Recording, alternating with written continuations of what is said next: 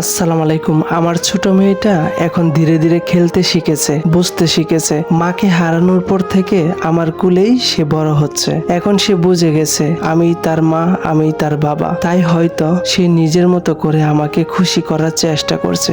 আজ সে বালু দিয়ে রান্নার আয়োজন করছে। শিশুরা যেমন করে মনের আনন্দে খেলাধুলা করে, আমার মেয়েটাও ঠিক তেমনি নিজের কল্পনায় রান্নাঘর সাজিয়েছে। ছোট হাঁড়ি পাতিল সাজিয়ে সে রান্না করছে, যেন সত্যিকারের ভাত তরকারি রান্নার চেষ্টা করছে। আমার চোখে এই ছোট ছোট মুহূর্তগুলো অমূল্য।